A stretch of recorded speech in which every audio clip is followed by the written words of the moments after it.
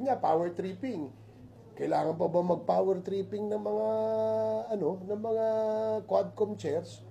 'Di ba? Marami ho sa amin ay mga bago. Ako, graduating ho ako. Kailangan ko ba mag-power trip? Alam nyo, maraming sinasabi ito si Attorney Harry Roque sa likod ng Quadcom o sa labas ng Quadcom. Sabihin mo sa harapan namin 'yan. 'Di ba? Ika nga itong hinihingi namin dokumento sa iyo ay may kaugnayan doon sa iyong alleged involvement dito sa usapin sa illegal pogo. Magpakalalaki ka, umarap ka dito sa amin, hindi yung nakatalikod ka palagi sa quad, doon ka nagsasalita. That's what he says, no? Of course, that's his right, no? Karapatan niya magsabi na grave abuse of discretion, pero sa amin hindi. We only adhere to the rules of the House. In this case, we cited him in contempt because he violated Section 11, paragraph C and D of the Rules of Procedure Governing Inquiries in Aid of Legislation ng 19th Congress. At very clear ho yan, sinahit namin dyan. Ano yung isa doong kanyang violation? Sinabi niya na siya ay magsasubmit ng mga dokumentong importante. Pero hanggang ngayon, hindi siya nagsasubmit ng dokumento.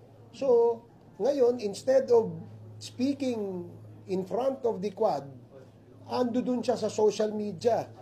Diba? Kung ano-ano sinasabi niya doon. Kaya nga, ang panawagan ko kay Attorney Harry Roque, na kung maaari, Attorney, marami ka namang kaibigan dito sa Kongreso, dito tayo sa Quadcom, wag dyan sa social media. Hindi naman tayo makapagdebate dyan sa Quad, sa social media.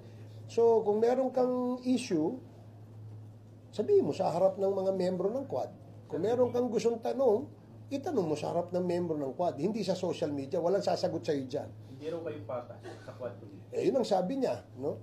But contrary to what the other people, perhaps majority of the people are saying, fair naman kami. Binibigyan namin, kaya nga namin siya binibigyan ng pagkakataon magsalita Di ba? Unang-una, yung mga dokumentong hinihingi sa kanya, ipinangako niya yun.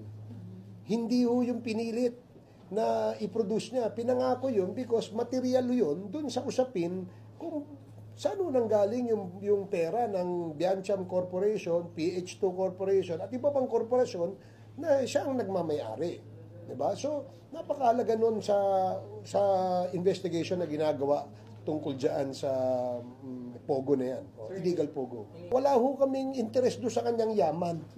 Ang aming interest is kung ano yung link ng Biancham Corporation at yung PH2 Corporation na siyang may-ari doon sa Lucky South 99. Yun ang interest ng Quadcom. Kung yumamang ka times 10 yung network mo ngayon, wala ho kami pakialam dyan. Pero ipaliwanag mo sa amin kung bakit tumaas ang value, ang network ng iyong korporasyon na kung saan ay may kaugnayan doon sa Lucky South 99.